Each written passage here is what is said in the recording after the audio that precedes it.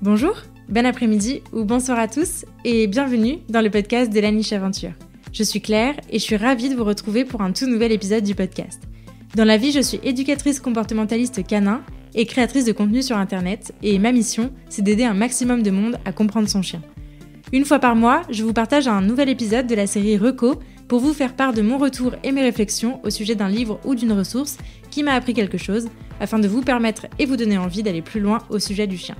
Juste avant de lancer cet épisode, je vous invite si ce n'est pas déjà fait à me soutenir financièrement sur Tipeee si vous le souhaitez, ou plus simplement à vous abonner et à laisser 5 étoiles et un commentaire sympa sur l'émission dans votre appli de podcast préféré.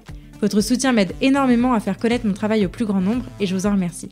Pour encore plus de découvertes, de conseils et d'inspiration, je vous invite aussi à vous abonner à ma newsletter en barre d'infos de cet épisode. Et je suis ravie de vous retrouver aujourd'hui pour un nouvel épisode de cette série Reco, dans lequel je vais non pas vous présenter un, mais bien 2 livres aujourd'hui. Il s'agit de Rendre son chien heureux et de Rendre son chiot heureux, aux éditions Ulmer, qui ont tous les deux été écrits par Elodie Martins et Françoise Claustre. Alors d'abord, pourquoi est-ce que j'avais envie de vous parler de ces 2 livres aujourd'hui ? Eh bien parce que il y a 4 ans, quand j'étais en train de préparer l'arrivée de Charlie, j'ai eu la chance de tomber sur ce livre, donc le premier des 2, qui est Rendre son chien heureux. Et 4 ans après, je trouve toujours que c'est une vraie pépite à mettre entre toutes les mains, donc il m'était primordial d'en parler dans cette série, dans les premiers épisodes, parce que vraiment, ce sont des basiques. Pour vous parler un petit peu des auteurs de ce livre, alors malheureusement, j'ai pas trouvé beaucoup d'informations sur Françoise Claustre. En revanche, j'en ai trouvé un petit peu sur Elodie Martins et je peux vous dire qu'elle est éducatrice comportementaliste canin. Elle est aussi formatrice chez Vox Animae. Et elle a notamment été spécifiquement formée sur les activités de détection comme le man-trailing et sur tout ce qui est massage canin, reiki, etc.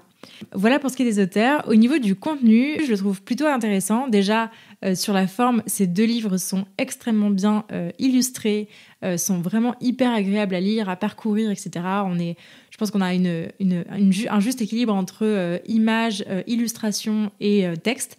Donc ça, c'est vraiment hyper intéressant, c'est vraiment hyper agréable déjà à lire et c'est ça aussi qui en fait qu'il est très grand public et qu'il est vraiment accessible à tous. Ensuite, sur son contenu, sur le format, il est plutôt fait sous forme de fiches pratiques et en fait, tout va tourner autour des besoins du chien. Donc déjà, c'est hyper intéressant. Vous savez que les besoins du chien, c'est le sujet qu'on aborde tout le temps, qu'on essaie de tout le temps rabâcher. Vous entendez parler très, très, très régulièrement, que ce soit sur le podcast ou ailleurs. Parce que les besoins du chien, c'est la base de tout, c'est les fondamentaux, avant même de traiter de modification comportementale, de rééducation, etc. La première des priorités, c'est on répond correctement aux besoins du chien et ensuite on voit ce qui reste parce que généralement, voilà, la simple satisfaction des besoins permet déjà au chien d'augmenter sa qualité de vie et donc à l'humain d'augmenter sa qualité de vie dans sa relation avec son chien. Donc ça déjà, c'est hyper intéressant, tout part des besoins du chien et ensuite tout est décliné autour de tonnes et tonnes d'activités qu'on peut mettre en place pour répondre à ces besoins.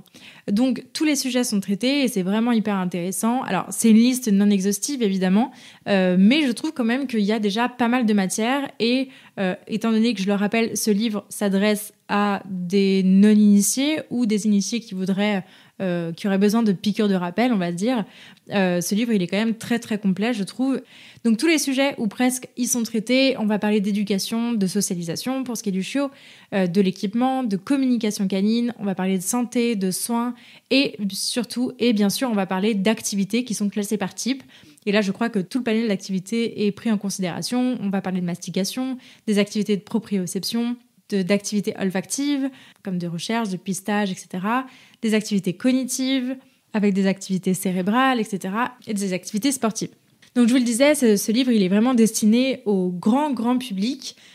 Pour moi, là où il est vraiment hyper intéressant, c'est qu'il s'adresse vraiment à toute personne qui se prépare à avoir un chien ou qui vient d'accueillir son chien, qu'il soit chiot ou chien adulte.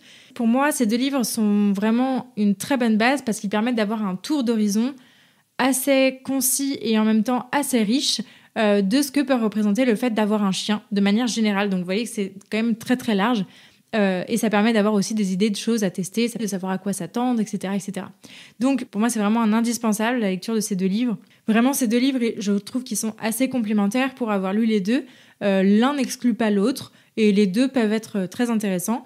Voilà, le dernier a tout juste 1 an, donc voilà, il est encore assez peu connu, qui traite du chiot, mais voilà, je le mettrais plutôt en complément parce que dans le chiot, il y a moins toutes ces activités qu'on peut faire avec un chien, et dans le chien, il y a moins cet aspect socialisation, donc vraiment les deux sont très très complémentaires, et voilà, ce serait pour moi des indispensables à toute personne qui s'apprête à avoir un chien ou vient d'accueillir son chien, parce que ça permet tout ça.